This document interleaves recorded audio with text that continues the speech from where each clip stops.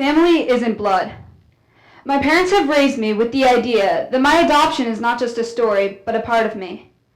I'd like to clarify that when I say parents, I'm talking about the ones who raised me, not the ones who created me. I don't know anything about my birth parents, and I never will, but what I do know is that if I could say one thing to them, it would be thank you. Everyone has questions about his or her origins, and most can be answered. I, on the other hand, will always have questions that are impossible to answer, and that is probably the hardest part about being adopted. Most of you know the two people who created you, but I know nothing about them.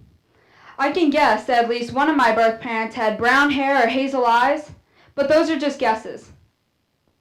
I like to make up my own stories to what I think may have happened.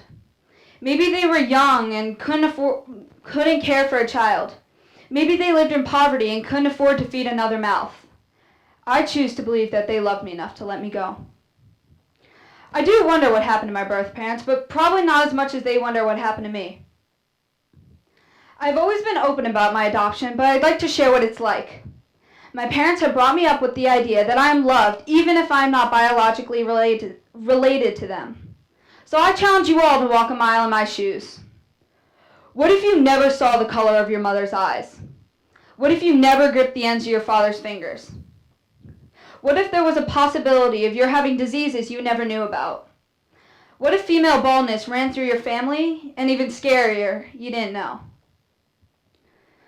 What if you were living in Germany, England, Canada, because another family adopted you? I challenge you all to walk a mile in my shoes. I was born in Khabarovsk, Russia. It is in Siberia, and it is very cold there. The amount of poverty is beyond anything anyone here could ever imagine. Most of the buildings are over 100 years old and are very dirty. Some are on the verge of collapsing if they haven't already. The orphanage I was in couldn't even afford a washing machine, and actually before we left, my parents donated one. I never lived in a real house until I was almost 2. I spent the first 6 months of my life in a hospital while they officiated the paperwork.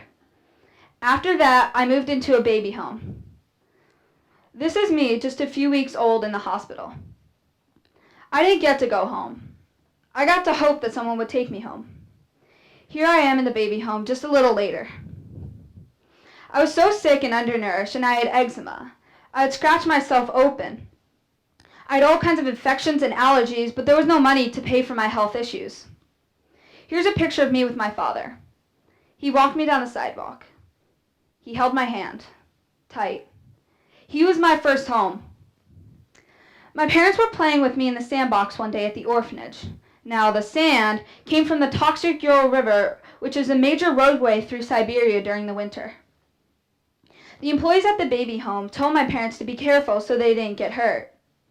While we were playing, the other kids went into the orphanage. I looked around and saw that they went in and quickly got very anxious. I dragged my parents back into the orphanage, afraid there wouldn't be enough food left for me. Now, the food consisted of a colorless broth and chicken bits. When my parents first got married, they wanted to start a family. And for them, it wasn't about having a baby, but adopting a little girl in need. They selected Russia because of their Russian heritage. Jill, the director of the adoption agency, sent my parents a picture of me. Fittingly enough, they received it on Valentine's Day.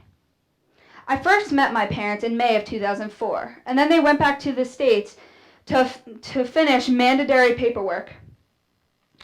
They came back in August. August 31st, 2004.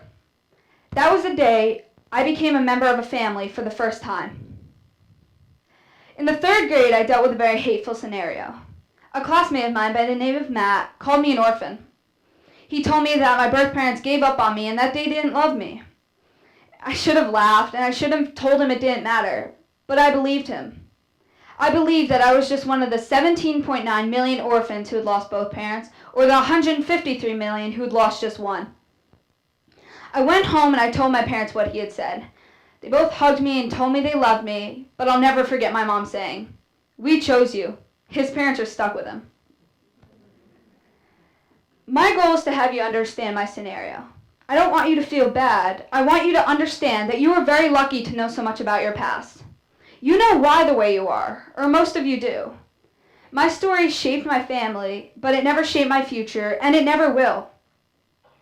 There are two ways to look at everyone's past. You can either accept the facts, or you can let the pain control you. I'm proud of my past. I'm proud to be a daughter, a student, an athlete, but most of all, I'm proud of the family I get to call mine. Thank you.